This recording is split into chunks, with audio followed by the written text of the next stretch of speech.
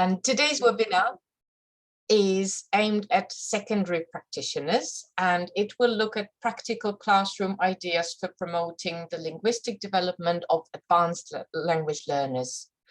If there is time at the end, Tom, our speaker, will take any questions that you may have. So please feel free to type your questions using the Q&A feature or the chat. And Tom, I will collate the questions during, and then we'll post them to Tom at the end of the webinar. And in the next couple of days, you will receive a recording of this webinar and also links to any resources that will be mentioned today. But enough of me now. It gives me great pleasure to welcome today's speaker, Tom Beeks, a trainer at the Bell Foundation. So over to you, Tom. Thank you, Shaka, and a warm welcome to everyone. I can see people are joining us from all over the world. So good afternoon, good evening, good morning, wherever you are. The background for this webinar, before I begin, is that earlier this year I did a webinar about how to use the Bell Foundation assessment framework to assess our higher band learners, and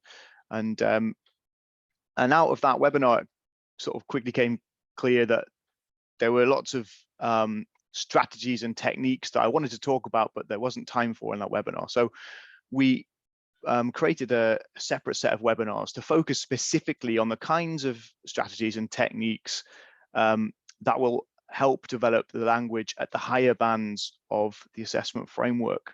And this is what we're going to do today. So we'll start by explaining why and setting out the evidence why it's important to support our advanced plurilingual learners as well as the less advanced learners. And we're going to look at some of the different framework descriptors and how this might inform the strategies we choose in the classroom. And we're going to get quite practical and look at specific activities and task types that will hopefully develop the language skills of our advanced plurilingual learners.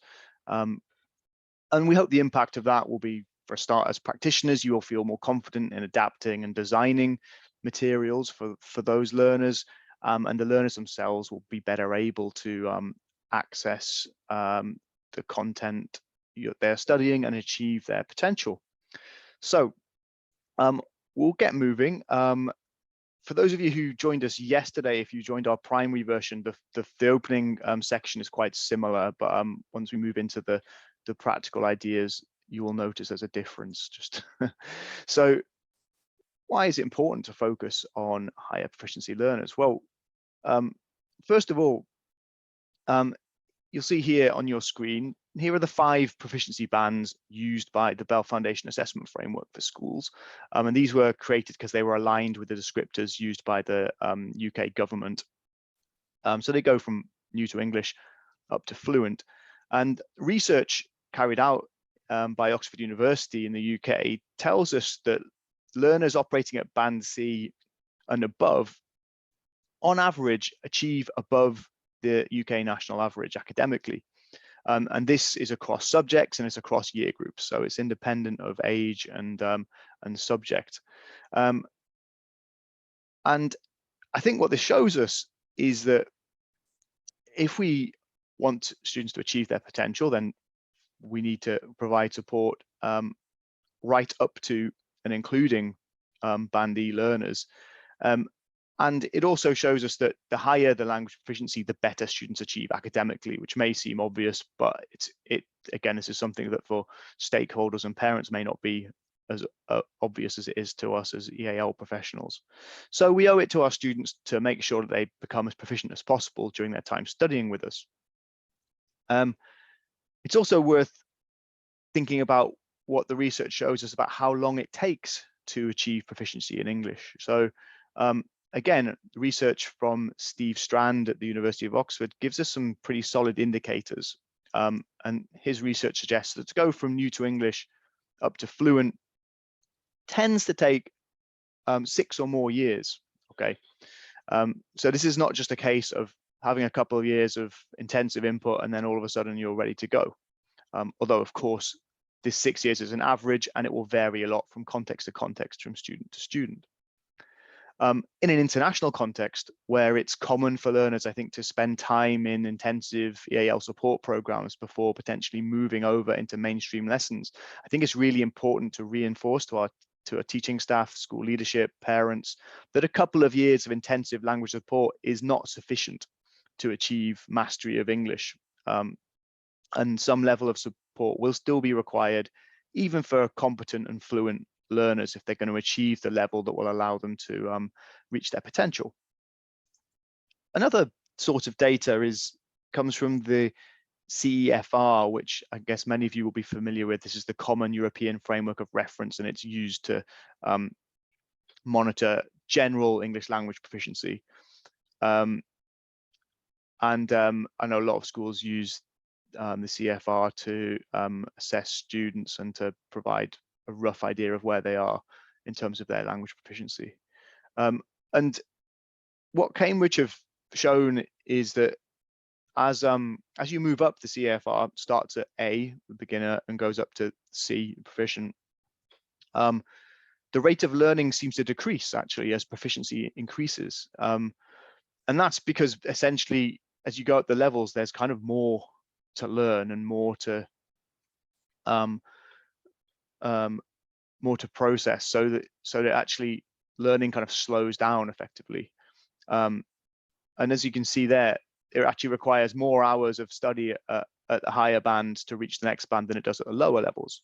So in some ways, the idea that we focus all our attention on students at the lower levels makes sense, because we need to get them to the sort of level where they can at least communicate and function.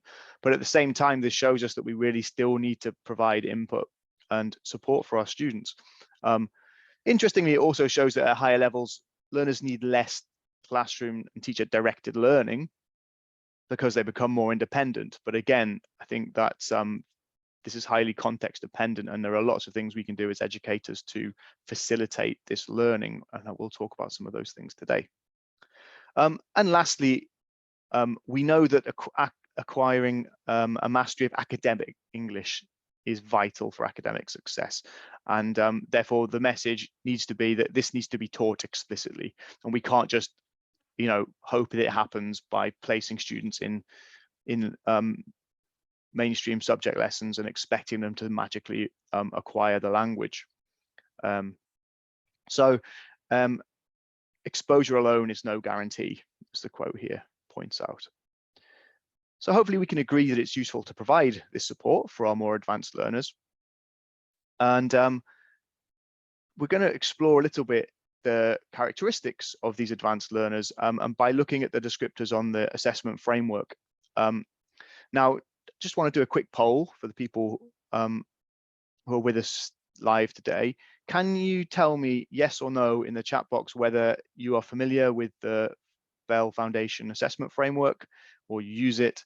You can put yes if you are familiar, and put no if this is the first time you've heard about it.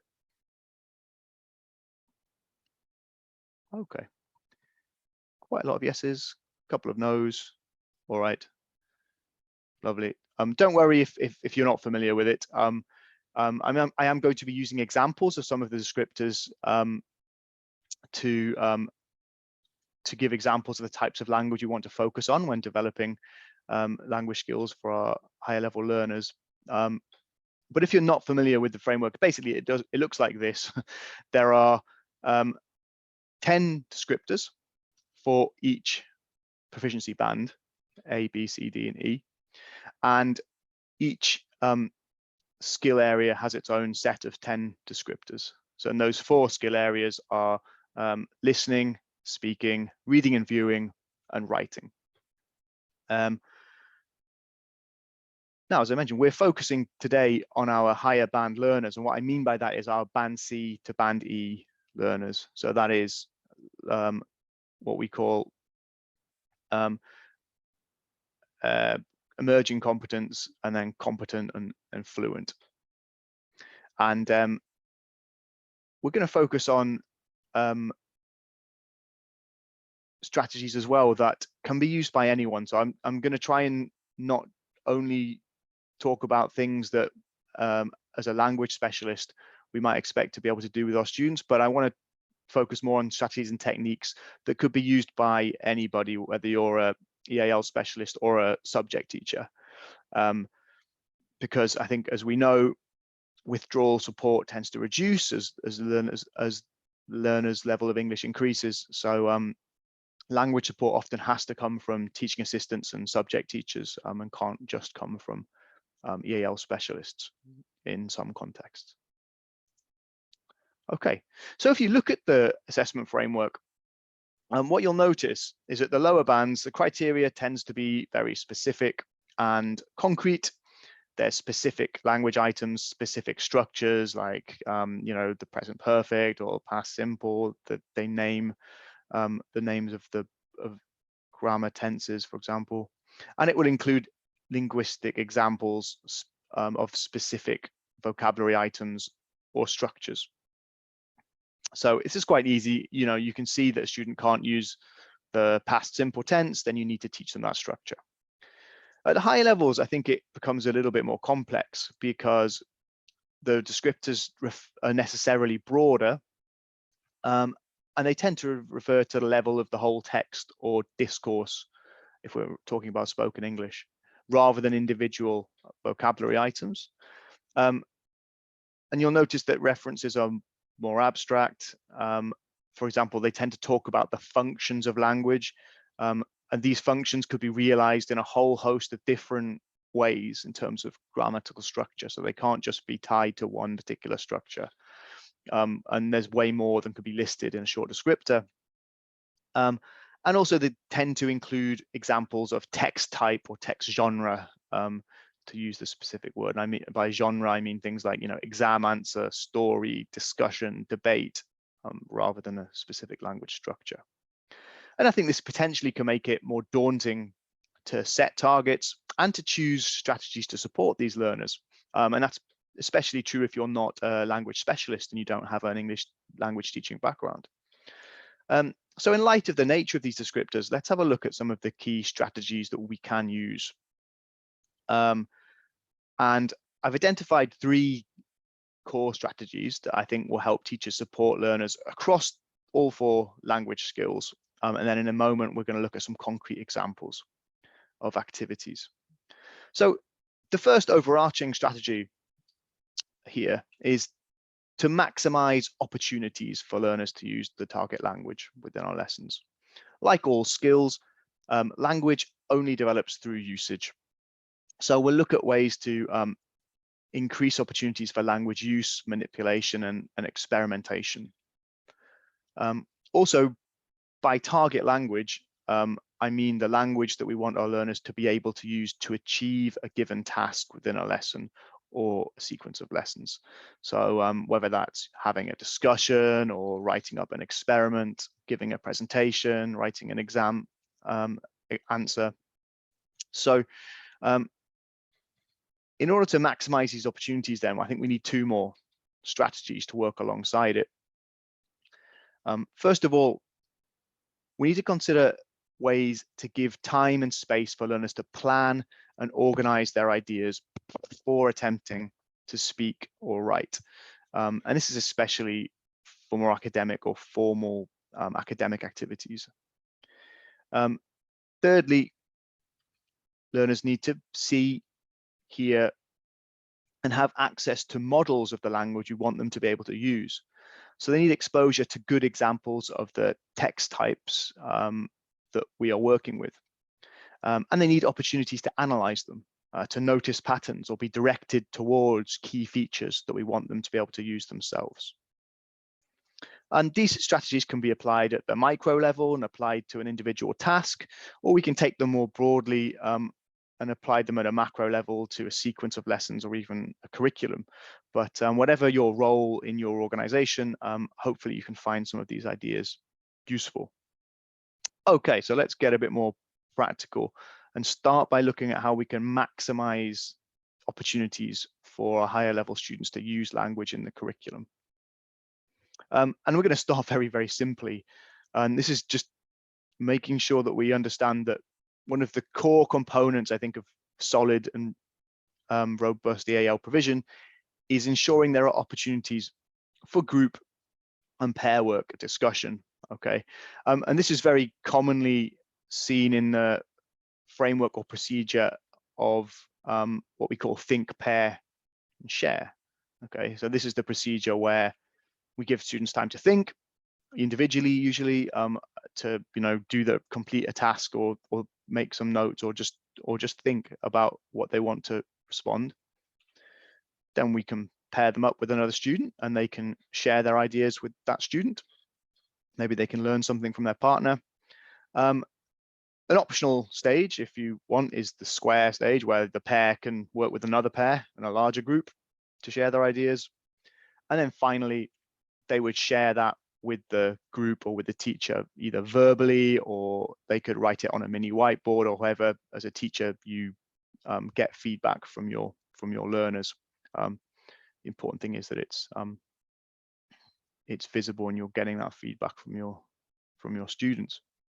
And this is effective for learners using EL because it gives them thinking time, which allows them to rehearse and respond with their peers without the pressure of doing it in front of the whole class. It allows for peer teaching and peer support. If you've got mixed groups, this can be helpful, and it ultimately also ensures much better quality in their responses that you get from your students. And of course, this is something that isn't exclusive to higher level learners at all. We can begin this with our lower level learners, but I think it becomes very powerful when we use it with the higher proficiency learners, because they need that extra practice and they need those extra miles on the tongue, if you like, of using and manipulating language. And this is just giving them those extra opportunities to use language and discuss. So let me show you how that might work in practice. Here's an example taken from a geography lesson. This is a resource that can be found on the Bell Foundation website. And the link is provided there. First of all, so this is an exam practice task, okay? So I'm going to explain the task and then we'll see how we might use the pair share model within this. And but bear in mind, I'm also kind of modeling how you might approach a practice exam question with your plurilingual learners. Now, this is a practice question. So we are working with vocabulary that learners have already encountered. And so the idea here is we want to refresh their memories. Okay, this is something that they should have already studied, and we want to sort of bring that knowledge and language back to the surface. So first of all, we can ask the students to do this very simple task, highlight the key words. So they might do something like this. In the chat box, would anyone like to tell me why I've used different colors for these words? Any suggestions? By the way, if you're writing in the chat box, can you set it so that to everyone in the little blue box so that everyone can see your response? Otherwise, it just goes to me and Shaka. Okay, yes, I think people have got the right end of the stick. You understand? Yes, these are all the different colors indicate the different parts of speech. So we've got orange for the verb, and we've got the nouns in green. Obviously, this is helpful for our learners to sort of focus them on what actually the exam's asking them to do. An exam question. Okay, so we've highlighted the keywords in the question. We've made sure they understand what's being asked of them. Then we can give them a prediction task. So what keywords will you use in your answer? What do you think you'll need to use to what terminology will you need to use? And I've chosen this task specifically because I think it addresses one of the key descriptors in the framework. This is at band D, which is competent, which is the ability to use a growing range of subject-specific technical vocabulary. So at the higher levels, we're really expecting them to be able to use this subject-specific vocabulary appropriately in their responses. So this activity is bringing up that that knowledge, hopefully. So we give them this question, and then this is where think, pair, share comes in, because the students would jot down the words on their own that they would use, maybe give them a time limit. Then they will compare with their partner. Do they have any words that you can add to your list? If you want to make them work in a bigger group after that, you can as well. And then lastly, as a teacher, you might collect those ideas and you could write them on the board. And there you go, you have your word bank that can then be used during the actual creation of their exam answer, the model exam answer. So that's just a small example of think, pair, and share in action, and I'll be referencing it throughout because there's lots of opportunities to use this, and I'm sure many of you probably do this, whether intentionally or not, in your lessons anyway. But I think the more intentional we can be about it, the more helpful it can be for our students. And there are certain tasks where it's more useful than others, and this would be an example of where it would potentially be very helpful. So another way to maximize use of language is taking a task that might otherwise be an individual task and adapting it so that learners need to communicate. And we can call these kind of activities information gap activities. And one way to do this is by imposing a communication barrier. So that is, one learner has information that the other learner needs, and vice versa. And so this kind of covers a very broad range of task types. And I recommend, if you want more information, to look at our great ideas page on the website for information gap activities. But I'll just show you a quick example. Here's a barrier game. And this example comes from a history lesson at sort of lower secondary level for student, and it's helping students talk about the Black Death in Europe and how it's spread. Students are split into pairs, and each pair has a different map. So you'll see one student would have map A, and the other student has a corresponding map with the opposite set of information. And they need to ask each other questions to find out the information on the map. And the resource that's on the website provides students with these question frames to help them. So they can ask, it gives them an example of the question, when did the Black Death come to? And then it gives them a sentence frame to complete. And I think this is very nicely scaffolded. This is going to be very helpful, especially for learners who are less confident with their language. But my question would be, well, then how do we make this a little bit more challenging for our higher proficiency learners? Or how can we adapt this so that it allows them to think about the language a bit more carefully that they're using? And one example might be, for example, would be to provide, rather than to provide a model sentence, to provide sort of sentence mixed up. So again, you could write this on the board, or you could give it to them in a handout. But if you give them the words in a mixed up order, then the students, again, might work in pairs to create the correct sentence. This is, as I said, a good opportunity for pair or small group work, but it's also important because it focuses students on the correct word order and the grammatical structure of the sentence. So if this is something you notice your students have trouble with, and it's quite common that students do have trouble with question formation in English because the grammatical rules around it are a little bit complicated, especially compared to a lot of other European languages. And it's a really good way of focusing on that grammar, on word order, and making sure that then when they come to use it in the activity, it's accurate.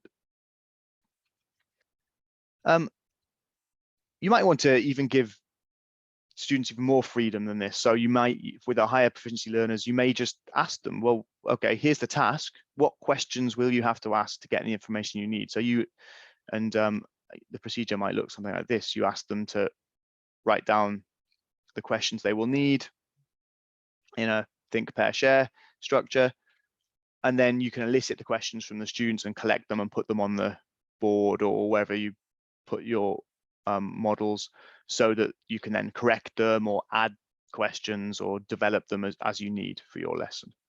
So again, with just a way that we can reduce the scaffolding but increase the level of input from the students in this task.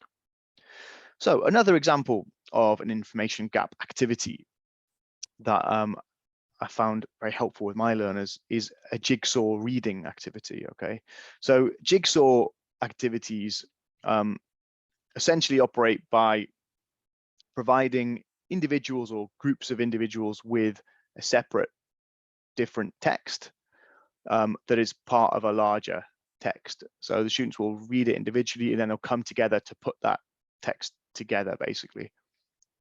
I'll explain more in a minute. And they can take many different forms, these kind of activities, but I'm going to choose a version of this which I found works particularly well with our higher proficiency learners. And the procedure is, first of all, to choose a model text or a key text. This is the text that you want your students to understand deeply, to analyze, to think about, and ideally one that you'll reuse and will be the basis for further study as part of your lesson plans or curricula. So yeah, and also because it takes a bit of time to set up this kind of task and prepare for it. So you want it to be something that you'll be able to reuse. The next thing you do is divide it into sections. This may be as simple as putting it into paragraphs, but you may have to be a bit more selective about that.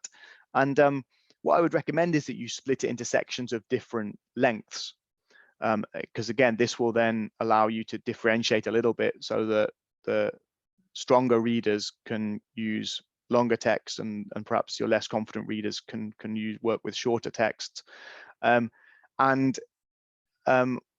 long as you're ensuring that each section contains enough content to be summarized and be talked about, so it has to have some kind of meat to it. And also, when you have your text and you split it up, I would usually remove the title or the bibliography at the end or something like that that would obviously identify what part of the text it comes from, because what we want the student to do is read the text and then kind of assemble it into the correct order. So we don't want to make it too easy for them by obviously giving them the first paragraph.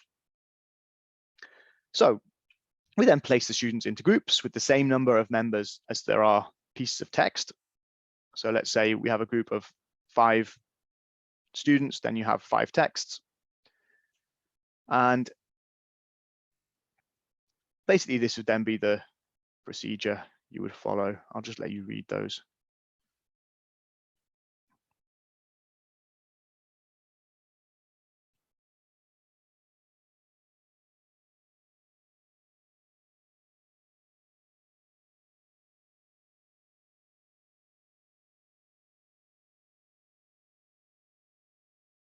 Okay. And my question to you, which I'd like you to write in the chat, is what language skills do participants need to use to complete this activity successfully?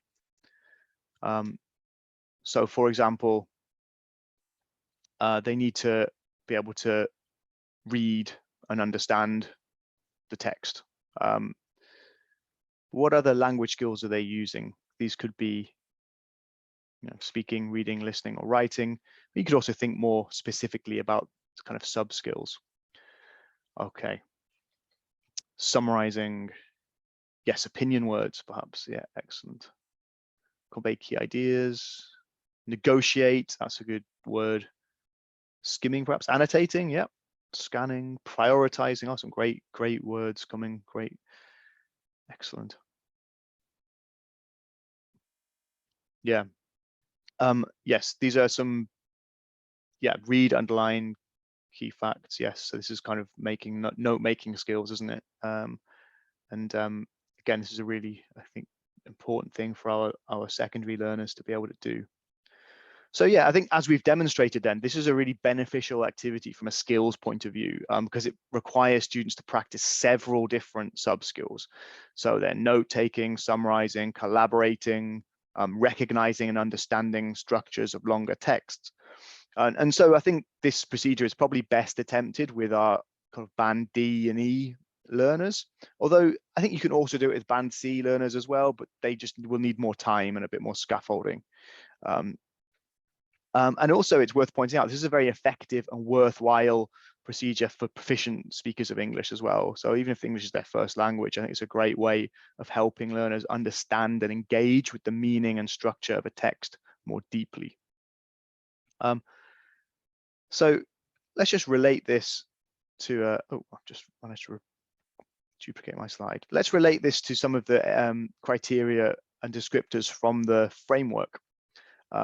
We'll see how the language in a jigsaw reading activity can help them to develop these descriptors.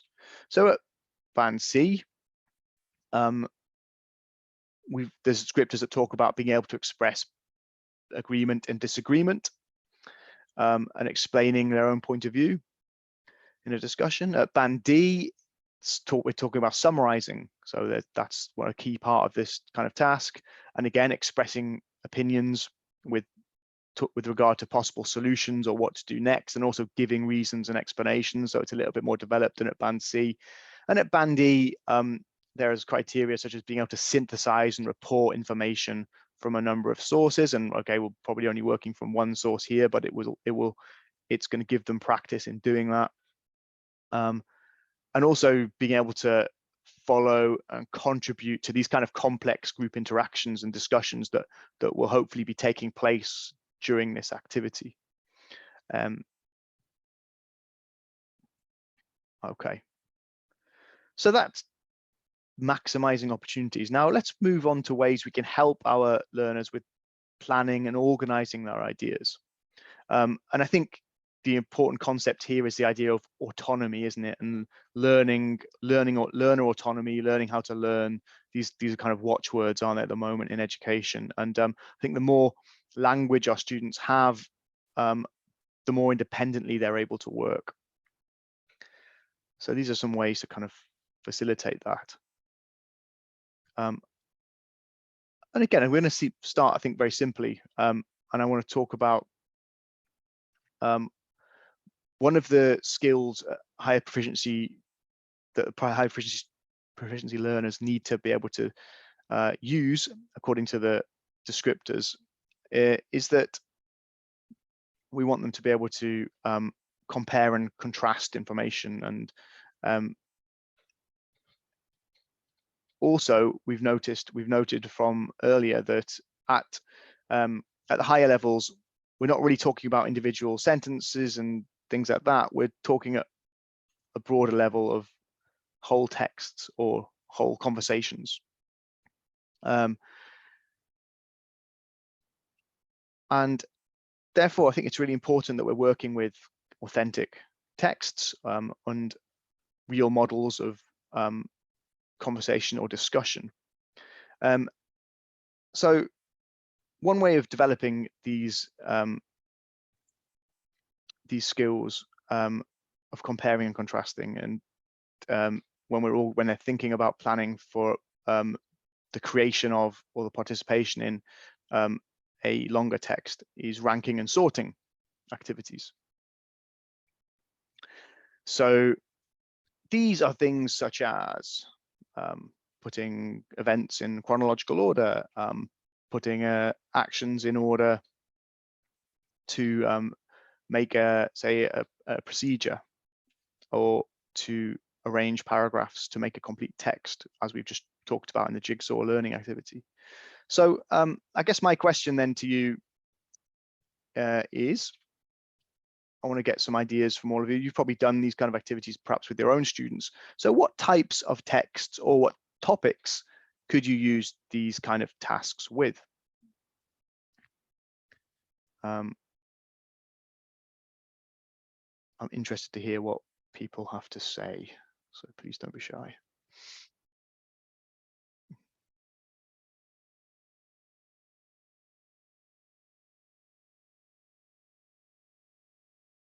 Okay, written speech, that's good. What can you be more specific? A historical background to know, absolutely, yeah. Yeah, some sort of historical text. Someone's talked about comparing non-fiction with fiction, absolutely. Okay, looking closely at different text types. science experiments, reports, a summary of events, and a novel. Okay. Lena's at work on use of discourse models. Well, yeah, absolutely.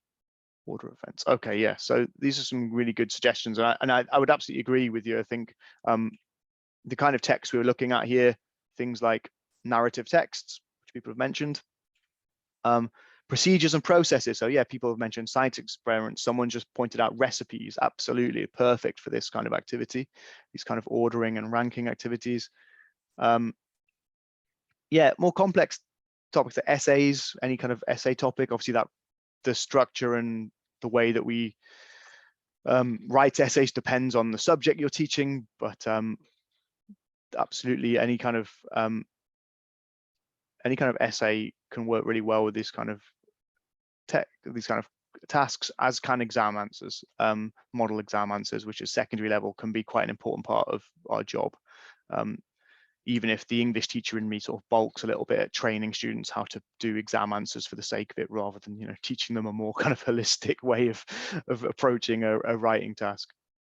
Now, I think these are quite simple activities, and again, these are activities that we can use with any sort of language level. It doesn't necessarily, these aren't really specific to our higher level learners. So what we need to look at next then is how do we increase the level of challenge and increase the level of linguistic challenge and requirement in these kind of tasks for our learners. And I think we can then, I think one of the ways we can do this is by providing tasks or ranking tasks that are more ambiguous or subjective. So it might be things like order these events in order of their importance, or rank these characters according to their importance to the story, put these materials in order of their usefulness. And this is because it actively encourages discussion and the sharing of opinions. So again, if we look at Band C, it talks about being able to make comparisons and contrasts and express beliefs, commenting on the views of others, explaining your own point of view.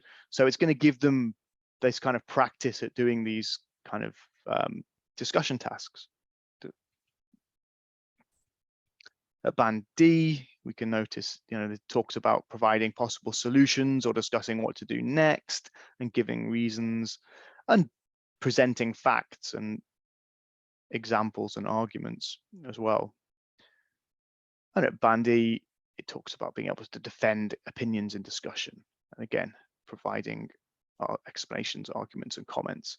You'll notice these are quite similar, some of these descriptors, and the difference really is in the sophistication of language we're expecting students to be able to produce and the accuracy with which they're using it. But again, providing these kind of tasks is going to allow us to assess their ability to do these things. Okay, moving on. Another common tool, which I'm sure we all have used, even if you haven't necessarily labeled it, is the use of graphic organizers to help scaffold speaking and writing. And these are particularly helpful when preparing learners for more complex written or spoken tasks. And there are a number of great examples. Again, if you go to our Great Ideas page on the website, you can download a whole load of different examples of graphic organizers, but I'm just going to highlight a couple which I think work particularly well with the higher band learners. So the first one is the fishbone or Ishikawa chart. And this is designed to describe causes and effects and explain and predict and draw conclusions for things. I'll show you a concrete example, which comes, I think, again, from one of our sample lessons.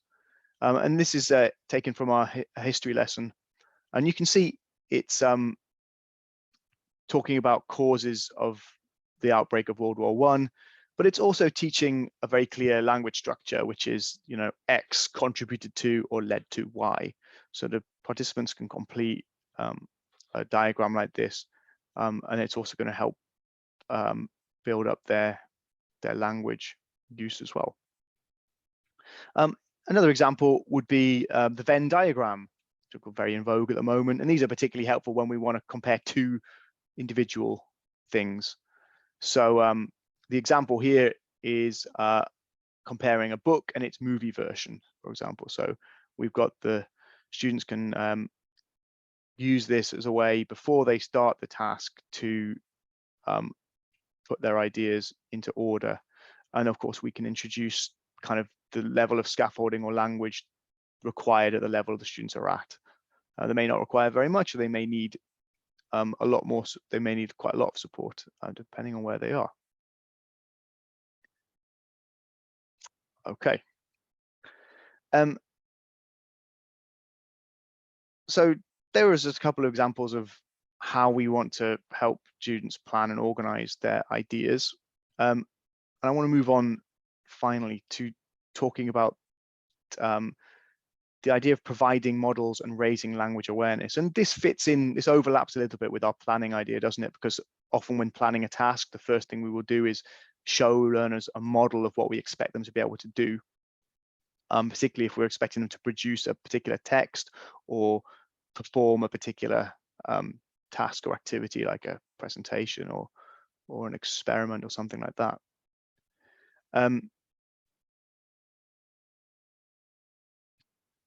So I'm going to show you a list of kind of fairly typical task types that we often use with our learners to provide models of language. So at the very simplest level, this is things like lists of vocabulary, word mats, where students have access to the kinds of words and vocabulary that they will need to do a particular task. We can get more sophisticated and use things like substitution tables or sentence frames. There are also other ways that we can work with model texts. So I want to look at the ways that I think are most helpful when working with our advanced learners, and look at ways that perhaps we can adapt them. And so I want to start by looking at these three in particular, sentence starters and frames, model text, and substitution tables. So I think my animations have gone a bit weird, so they're all appearing, but anyway, apologies for that, ignore those. Okay, so let's start by looking at sentence starters and using sentence starters and sentence frames. So this is where, if you're not familiar with this idea, we provide a prompt basically to help our learners complete a sentence. So we might give the start of the sentence and they have to finish it, or we give them the sort of basic structures of the sentence and they have to insert their own sections to complete it. And here's an example, quite a common. This is an example that I just went online, and this is an example of sentence starters for giving opinions. So I just took this from a ELT website. I simply Googled language for giving opinions, and this came up. And as you can see, they provided sentence starters at different levels of proficiency, and this seems pretty useful. And as you can see, there's quite a long list. But I suppose my question would be, what are the limitations of providing learners with something like this? Say, you've got a discussion task coming up, and we hand them a piece of paper with a list of all these sentence starters. What could be a problem or limitation with this approach?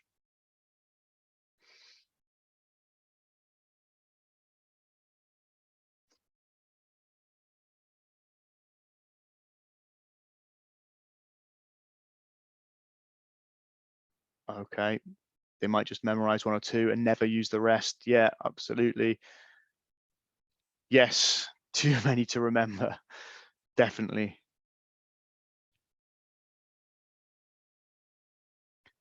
Yeah, students might not know how to use them properly. They could be used incorrectly. It could keep them limited to them.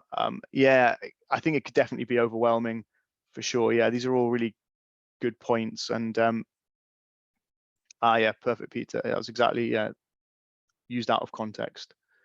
Yes, and that requires guidance. Absolutely. So I think you're definitely thinking on the right line. So if we're going to use these, we want to move beyond just giving students gigantic lists of vocabulary. And there are a couple of things I think we need to think about. First of all is making sure we're connecting the language directly to the curriculum. So I think one of the limitations of the resource I just showed you is it's disconnected from any curricular context. Okay, it's decontextualized. So an alternative might be to use something like this. This is a resource from the Bell Foundation for helping scientific writing. So here we've connected it directly to the different stages of writing a scientific report or experiment. So analysis, conclusion, evaluation. So that's one very simple thing that we can do. Here's another example. This is from an English literature lesson. So in this case, they're talking about poetry. And again, you'll see there's different categories and different sentence starters to help learners talk about different areas of poetry. So yeah, keeping it into context, and that's really important when we're working with our secondary learners in the curriculum. The other thing I think we need to do is consider how to build and maintain conversation. So, you know, a conversation is a lot more than a sentence starter, isn't it? It's not just the giving the opinion. And I'm sure we've all been in that situation where perhaps you've given your students some kind of speaking task, and it kind of all falls silent after about 10 seconds, because the students don't really know how to have a conversation. They don't know how to build the conversation or maintain it. So I think the resources I've just shown you work really well for writing when there isn't that interactive element. But for helping higher proficiency learners with speaking tasks, we need to remember that in order to maintain a conversation, they need to be able to start an interaction, but also respond. And that both sides of the conversation need to be considered. Otherwise, we're going to end up with a discussion task that doesn't go anywhere because students lack the skills to keep them flowing. So then, how can we explicitly teach conversation skills? And fortunately, there are a few really good resources out there. And one of them I would recommend is a guy based in the United States called Jeff Zwires. And so this, is taken from a resource he created. And he argues that we need to move beyond just giving students lists of prompts and phrases. And he's created a bunch of resources for building, observing, and assessing conversation skills. And he argues that the goal of successful conversations are that students can independently build up ideas. And so he breaks this down into different functions. So for example, he says students need to be able to pose questions. They need to be able to evaluate and compare ideas. They need to be able to clarify ideas. And they need to be able to support other people in the conversation to keep these conversations going. I think my colleague will be able to provide you with a link here, but if you go onto his website, you'll also find a link to it. But there's an amazing poster he's got called Constructive Conversation Skills, where he gives you examples of all these things. And I'll show you an example here from the pose category. So this is specifically in the context of having a conversation in the context of mathematics, a maths lesson. And he provides starters, questions. What is your idea? What do we need to do? What do you need to think about? And he also provides responses as well. And this is the kind of thing that I think can be quite powerful if we get our students used to being able to both start and respond to different conversation areas. Another thing that we can do to move beyond just providing prompts and to help learners understand how they can improve their conversation skills and really develop them is using linguistic success criteria. And I think this is particularly useful for things like discussion and conversation tasks. And we can look at stages for doing this by looking at another example from a maths resource taken from the Bell Foundation resources again. So the first step in using success criteria is to identify the language features that students will need to use to do the task successfully. And fortunately, here's an example from the Bell Foundation resources, which shows the different things you need to be able to do when having a conversation about a mathematical problem or idea. Okay, so we've got things like telling and explaining, questioning or challenging, building on ideas, comparing, clarifying, and so on.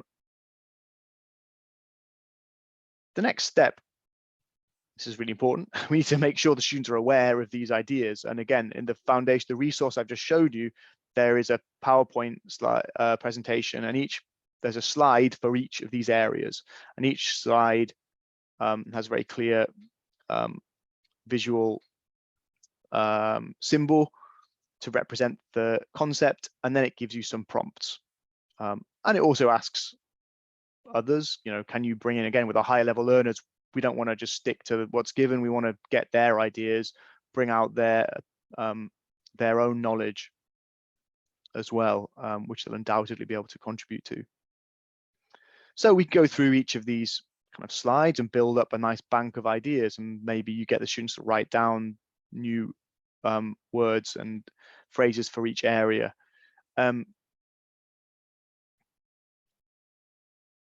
Next, then, we want to include a means for students to measure how well their work or the work of their peers meets the criteria. So we need to give them a way to record what's happening. Usually, this is some kind of checklist, like this conversation tally sheet, which again is part of the resources that I've just shown you.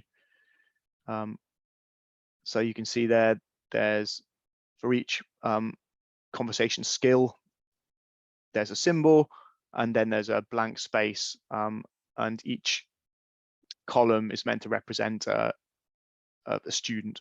So when they're listening to a conversation, they can tick a box each time they hear a particular talk move being used.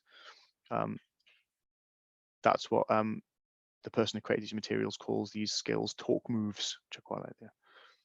So we've given them a checklist. They need to do the task. And again, here's an example of a conversation task, maths conversation here. So here's a mathematical problem, and then the problem we're giving the students is this pupil needs our help. She knows she made a mistake, but isn't quite sure she needs to fix it. How do we approach this?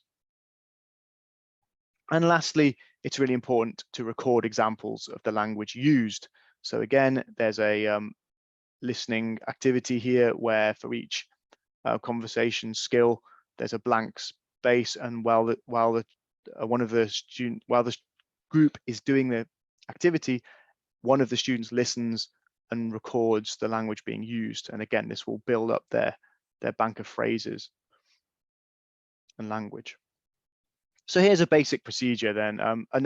Finally, it's really important to reflect on the success of the task and allow the students to identify what they did well and what they need to improve next time. So again, with our higher level learners, you can probably just give them some discussion questions to talk about.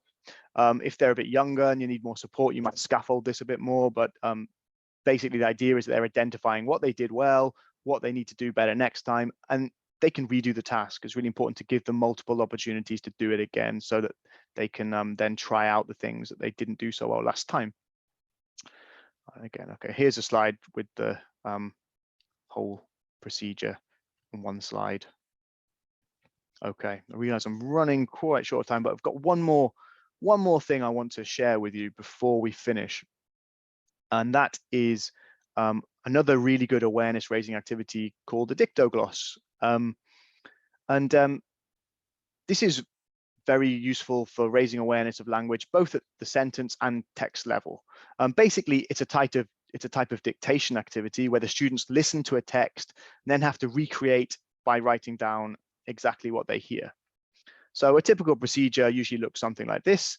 The teacher reads a text on a familiar topic, and it's important that it's a topic that students have already encountered before, so that the vocabulary, there isn't too much brand new vocabulary or brand new ideas. It should be something that the students have already been studying about, so they kind of have a grounding on what it is you're talking about.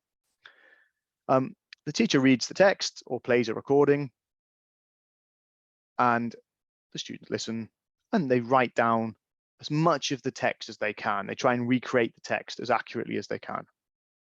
Now, this is impossible in one listen, so we need multiple tries. So the teacher would read the text again, and maybe you could pair up the students now and they can work together to to build up the text some more. And again, you give them a little bit of time to do that. Then you would read the text a final time. And again, perhaps you can put the students into a larger group. And again, they try and recreate the text as closely as they can from what they've heard.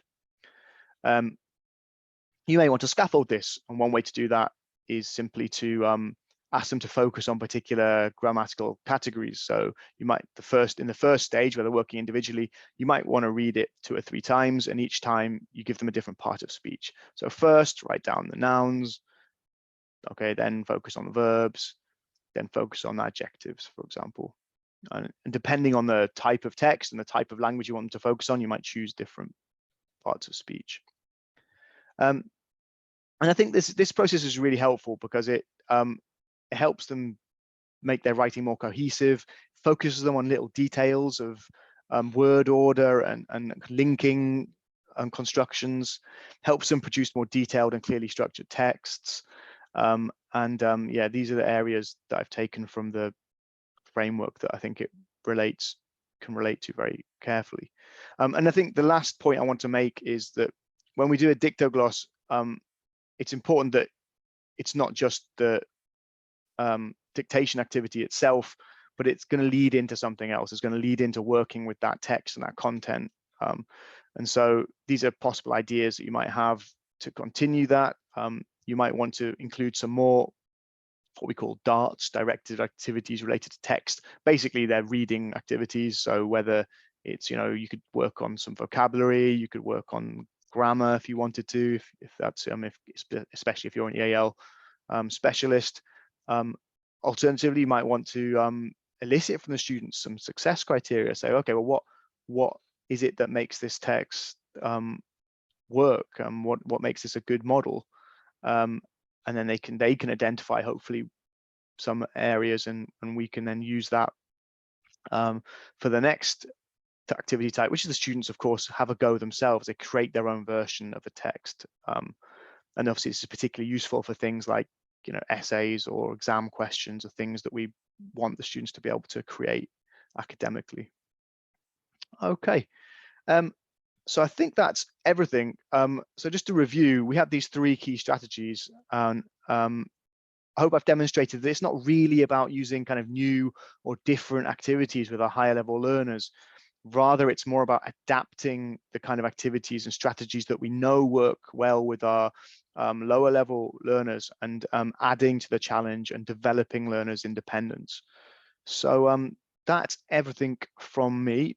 And I wonder if there are any questions before we finish, if there's any time. Thank you very much, Tom, for another, I think, fact and idea packed presentation. I think we do have a couple of minutes, and we had a question.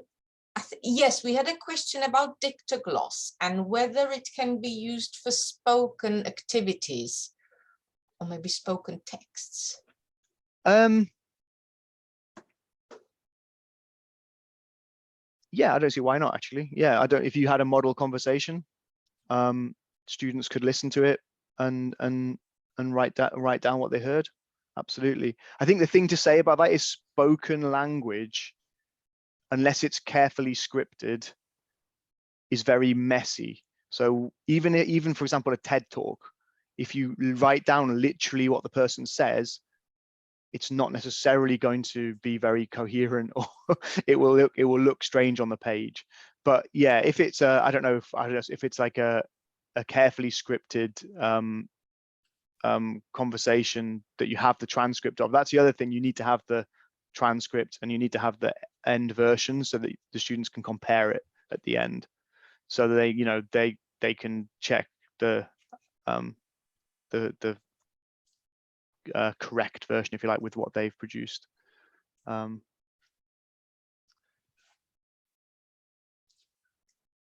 Yeah. Thank you very much. I think that's all we've got time for in terms of questions. But just before we finish, I wanted to remind everyone that tomorrow or within the next couple of days, you will receive a recording of today's webinar and also the links to the resources that Tom mentioned today. So if you want to have a look at something again, you can. On the screen now, you can see our upcoming courses for teachers, teaching assistants, but also in November, a new course coming up for EL coordinators. So if you're interested in finding out more, you can find all the information on our website, which I've just put in the chat. You can also find information about any upcoming webinars and also all the resources that Tom was referring to. Basically, if you want to be advised of new courses, new webinars being advertised, you can also sign up to our newsletter on the website. So thank you very much, everyone, for joining us today. I hope you found the session useful. When you leave, you will get a link to an evaluation form, and you will also get a link in the email that will be sent to you. We will be grateful for any feedback that you can give us to inform future development and to see what you found or didn't find useful today. So thank you very much for taking part in today's webinar again, Yes, and thank you, we everyone. look forward to seeing you again. Yeah, thank you, everyone. Bye.